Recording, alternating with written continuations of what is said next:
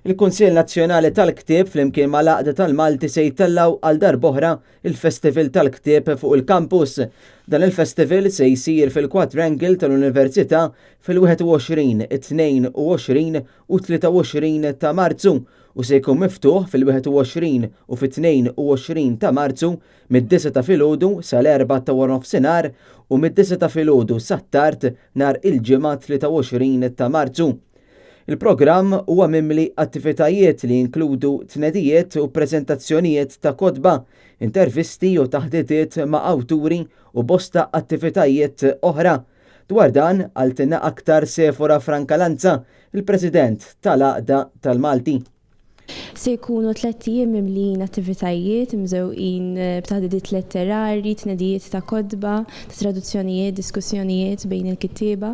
Kull sena nġibu kittib barrani, din is-sena ser jkun Jasmin Frelih, kittib Sloven li rebaħ il-Premju Nazzjonali Ewropew tal-Letteratura fl-2016 u se jkollu workshop ta' kitba kreattiva, se jkollu diskussjoni mal-kittib Malti Emanuel Mifsud ukoll u intervista minn Tanti fl-aħħar ġurnata tal-festival.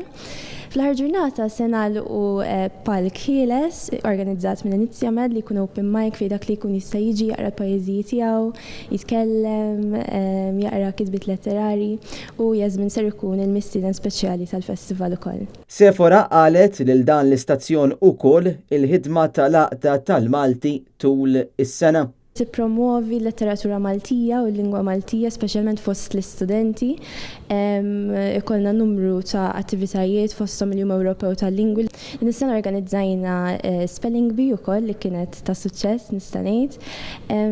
Ikollna programm ta' kitba kreattiva wkoll għal dawk li jħobbu jikdbu u jkunu jixtiequ jtejbu l-ħiliet tagħhom u fil-fatt ser ikollna tnedija ta' taħżiż li huwa dan il-programm ta' kitba kreattiva dalwaqt ukoll. Dan il-Festival tal-Ktieb se jkun miftuħ kemm għall-istudenti u kif ukoll għall-pubbliku b'mod ġenerali li għandhom interess kbir u għal-qalbhom il-letteratura Maltija fost l-oħrajn.